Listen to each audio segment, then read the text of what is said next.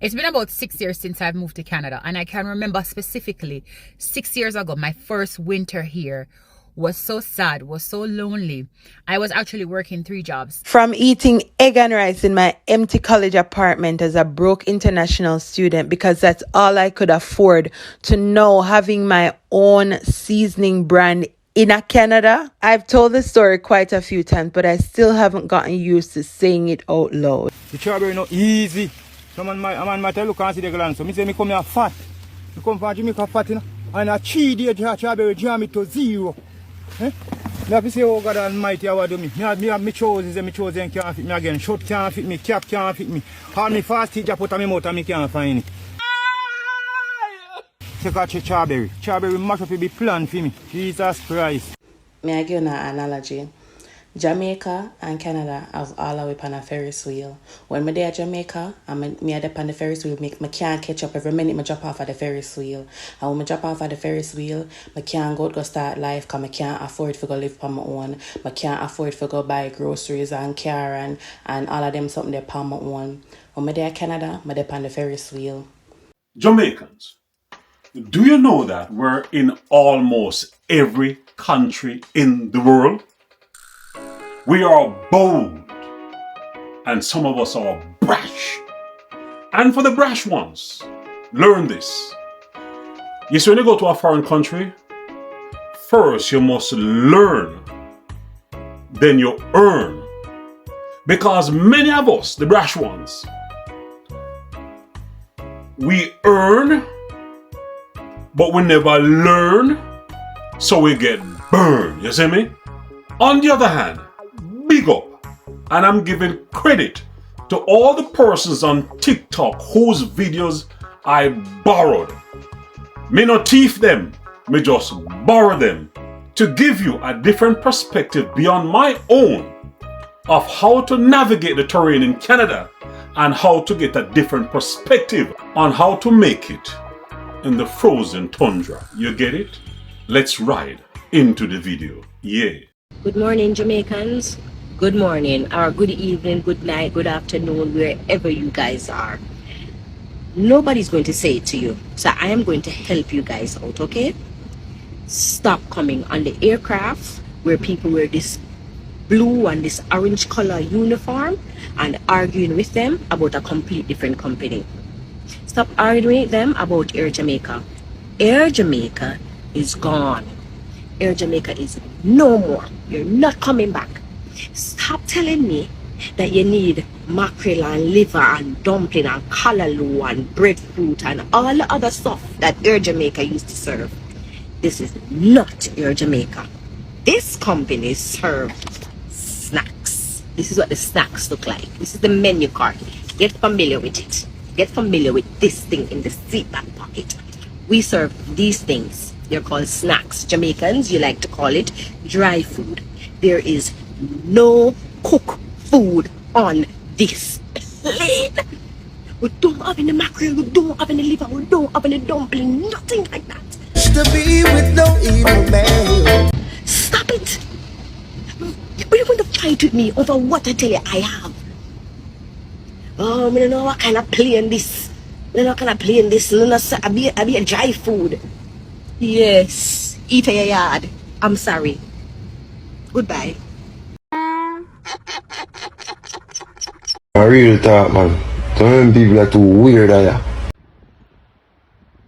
Alright, one thing me want to say, me don't know how Caribbean people who move up to Canada, me don't know how them ever really get used to it, you know. Me is a Northern Ontario gal. Me grow up in Northern Canada. Lots of sunshine and snow and cold. And me love winter sports, ski, skate, toboggan, all them something there. But now that me live at Jamaica for the last 6 years, 6 winters, me never been around for 6 winters, me just love Jamaica so much. Me love that beautiful tropical heat and sunshine and all the fresh vegetables and fruits, and every tree have something, you know, and it's like, wow, Me grow up all my life without that, so me never know what me I miss. But now that me know something different, me really, really miss it. So big up yourself, all Caribbean people who live in Canada and you adapt and you change and you not go back. It's all right. But me going back. Me not spend no winter in Canada. Yes, man. We run away, leave our nice paradise island. And she ran there enjoying the good sun and the food. It's because she has a good pension. Man, see it here. I start tonight, you know. You see the ground? Two tools on this, the whole ground wiped off, you know. I start this, you know. We out, you know. We out here, do it. See the pit where they are going full of one day. We move with it. Think that chatting. We out here with the winter, autumn or summer. You do what I mean? Out here, we do it. What I mean, while some boy in them bed. We have to be out here. Any weather. DJ money have to make in any weather. Remember that, no man. Whether winter, autumn or summer. Rain or shine. Snow or sun. We have to be out here. Nothing that chattings. Man. Alright, just say them, man. Winter is on. Not even calling me too hard enough. You see me? For new winter boots, these are the best ones. Trust me. Jaja. Me is a very tall man. Watch this. In a me driveway. Watch this. Jaja. Watch ya. No, sir. But watch my winter boot. Here. Watch.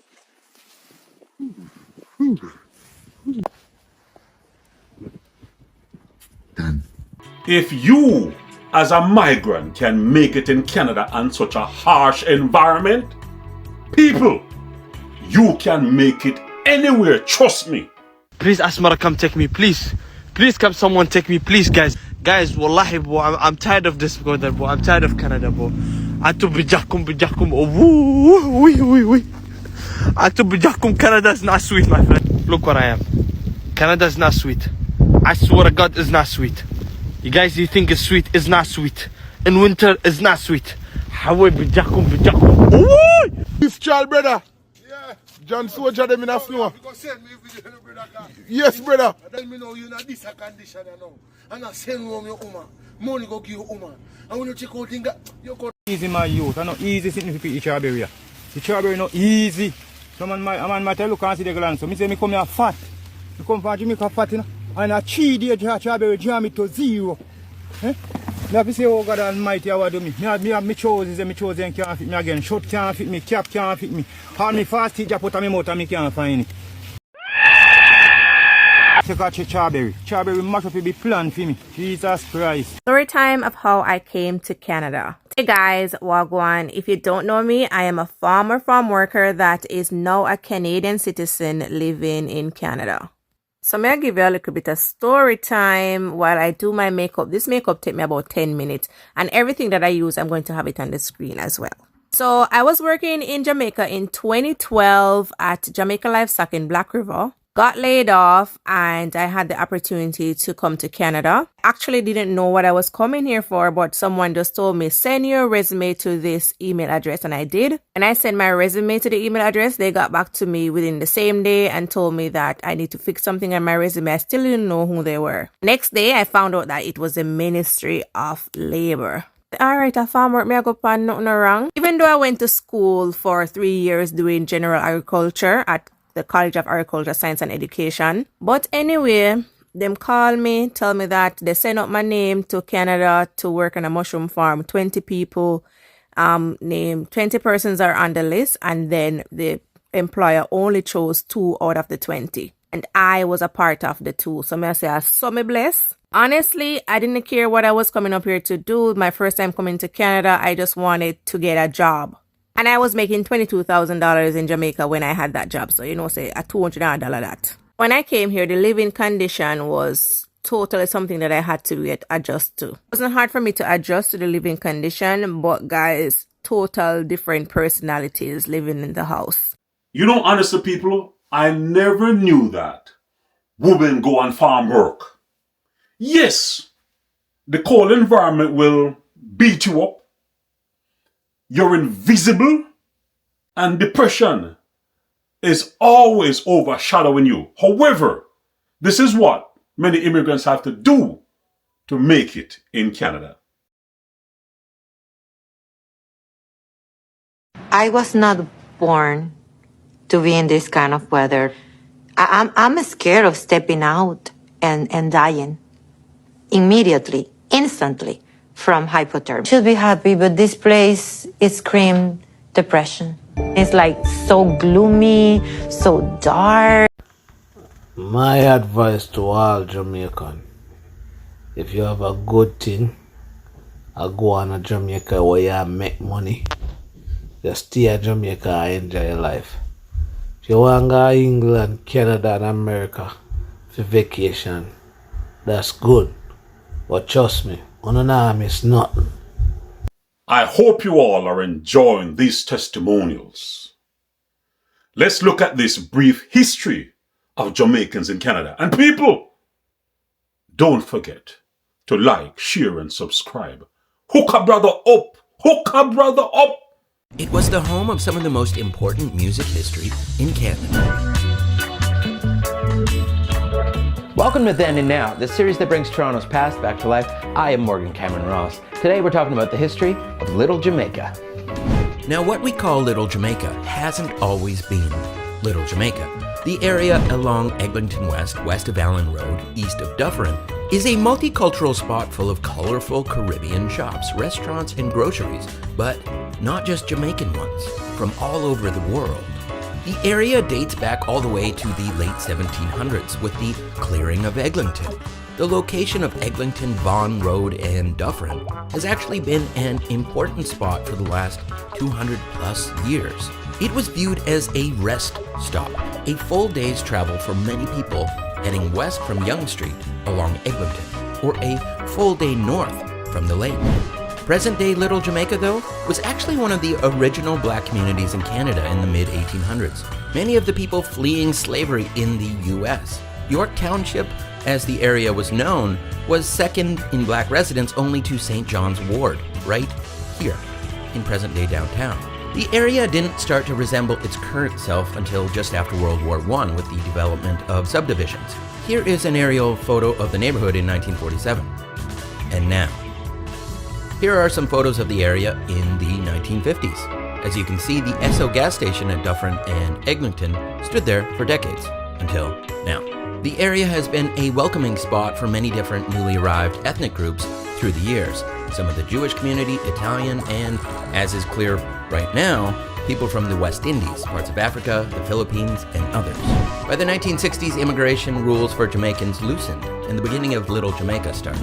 With mass migration in the 1970s, the community became large and vibrant. The music of the Eglinton West area is the stuff of legend. Jimmy Cliff and Bob Marley were constantly spending time there, as was the talented local contingency of reggae legends, Jackie Matu and others, all being given a nice nod to in their current Reggae Lane installation here. The area these days, though, with the significant construction of the Eglinton Crosstown LRT, the area is vulnerable. So, make sure to shop local and make a trip, or many, to the area. Some of the best food and people in town. That's it for this episode of Then and Now. I am Morgan Cameron Ross. Catch you next time on Narsity. Listen to these ones now. It's been about 6 years since I've moved to Canada, and I can remember specifically 6 years ago, my first winter here was so sad, was so lonely. I was actually working 3 jobs, and coming from Jamaica, I've never worked 3 jobs in my entire life. I've always had one job that was sufficient, that could pay my bills, and I could survive on it. But when I got here, I was going to school, and I was working 3 jobs, and I had a little boy to take care of as well, all on my own. So you can imagine the mental toll that took on me, you know, being in a country with no family support, barely any friends. And I thought to myself, I remember the prayer that I prayed to God. It was around about January. It was in winter because I had gone through the December, the November, working 3 jobs. And I said, God, I need a job that can cover all my bills. I need a job that can just pay all of my bills, God. But this is what I want, God. I want a job that's going to pay all of my bills. Granted, I was here on a student visa, and that wasn't easy to come by because, you're limited to the number of hours that you can actually work. Hence why we have to work so many jobs to survive. Now, they have what they call a co-op program. And I was like, you know what? I'm going to apply for this. I applied for that and I got a work permit. So all I needed now was just a job. I had a plan, but I needed God's support. I got this job working at a bank, but it just never felt right. Like I was working at the bank and I was like, you know what? This doesn't feel right. This isn't what I want to do with my life. I feel like I'm taking 10 steps backward because I had moved out of banking for years ago. And, I was working in admin. Admin gives you a certain level of flexibility. And I really just wanted to go back into an administrative role where I had that flexibility. Nobody's going to tell me when to go for lunch. I'm not answering to 3 different supervisors. It's just the manager that I'm dealing with. And that was my experience working in admin. And I really wanted that feeling.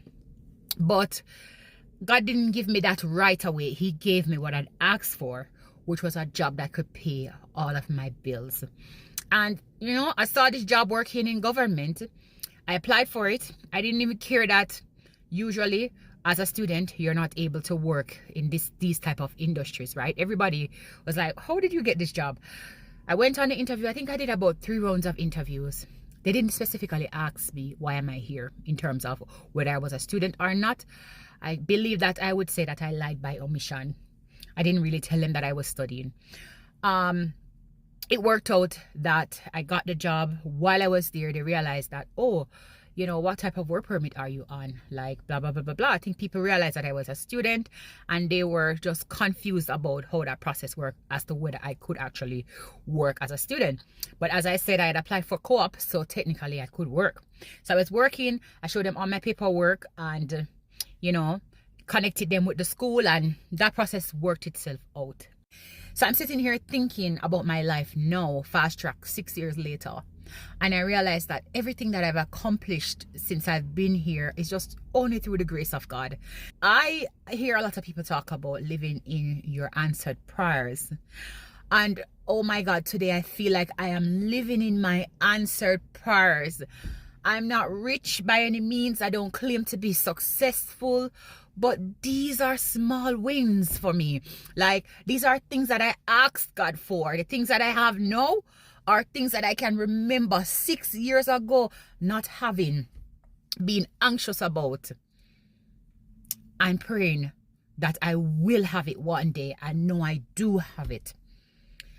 And I look at even just the context of my business and how I've struggled with getting my business off the ground. And it's a blessing, guys, to be patient. There's a blessing in waiting. And there's a blessing in acknowledging that you're living in answered prayers.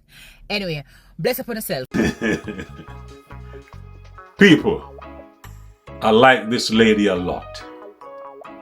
She's a praying woman. That's how my wife catch me with prayer. She prayed that I would find God and come back to her. But she did. Now she riding off the blessings. You get it, people?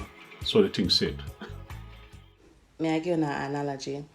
Jamaica and Canada have all a way on a Ferris wheel. When I'm there at Jamaica, me at the Ferris wheel, I can't catch up every minute I drop off at the Ferris wheel. And when I drop off at the Ferris wheel, I can't go start life because I can't afford to go live on my own. I can't afford to go buy groceries and car and all of them something there on my own. When I'm there at Canada, I'm there on the Ferris wheel. I manage on the Ferris wheel. But I can't come off of the Ferris wheel. I can't stop for a second on the Ferris wheel. Because if I stop for a second on the Ferris wheel, I'm homeless. I'm hungry.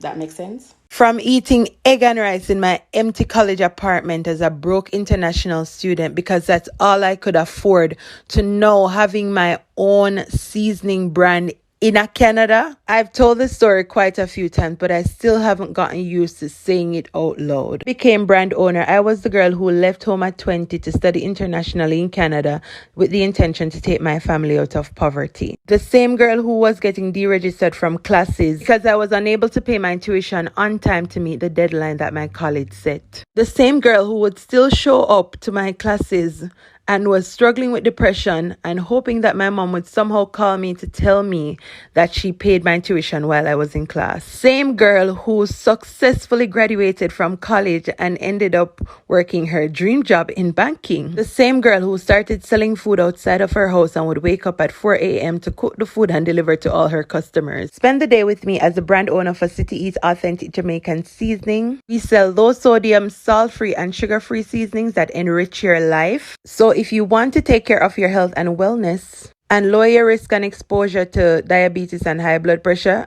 then you need these products in your life. They're also gluten-free. So if you have gluten sensitivity, they are great for you and you can shop them at cityeatca.com. It hasn't been easy for me to share my story and be open and vulnerable about it, but many people have been so inspired, so I will continue sharing it. In spite of the cold, the harsh environment, the depression, and being invisible, one thing I know for sure, you can make it in Canada. Canada has blessed me. I cannot complain. Now, listen to this financial tycoon, a Jamaican, and learn how he made it. So just tell us a little bit about yourself, about your background, for those who might not have been living on a rock and might not know you. Well, I was born in Port Antonio, Jamaica, in 1951 to a single parent. She had me when she was 18 years old. And when she had me, she was without a job for the first 6 months of my life. So both of us were taken in by the helpers at the local supermarket. So we were both adopted, actually, by the helpers of the local supermarket in Port Antonio. So I was the first member of my family to have gone to high school. No, to university. I worked after graduating from Excelsior, Titchfield, O-levels, then Excelsior, A-levels. I worked for a year on a cruise ship, and also at Alpart in St. Elizabeth. And I wanted to save enough money to go to take me through university for the first year, which I did. At the time, it was $2,000 Canadian to get through first year, per year, for everything, room, books, tuition, etc. I went to Canada having saved the first 2,000, not knowing where financing for my second, third, or fourth year was going to come from. So I just went anyway, young, adventurous. So at the end of first year university, I got a job on campus on the landscaping team. So my job was to lay sod. So come July, middle of the summer, I'd saved $600. I needed $2,000 to come for the next year. So middle of July, I thought, where am I going to get the next $1,400 from? So I did exactly what every starving student would do. I wrote to the Prime Minister of Jamaica, Mr. Hugh Shearer. And I said, Mr. Shearer, I'm a starving student in Canada, engineering student. And I've been writing to your services commissions for a bursary scholarship help. And no one has responded. Mr. Shearer, you cannot, but I notice that you send an emissary of recruiters every year to recruit the graduates. Mr. Shearer, you cannot harvest unless you sow. To my surprise, Kalila, a month later, I got a letter from the from his office. Said, next time you come to Jamaica, come and see me. So I took $400 of my $600, bought a ticket to Jamaica, and went to see Mr. Shearer. Wow. Right? So I didn't see him. I met his permanent secretary, and I presented my grades, and my grades were reasonable. So I got a scholarship for the next 3 years. I needed $2,000. I got a scholarship for $5,000 per year. You hear that, people? On that note, Jamaican is out. And it's how Jamaican made it in Canada I is talking about. People, see you in the next video. Peace. Sun is shining, the weather is sweet.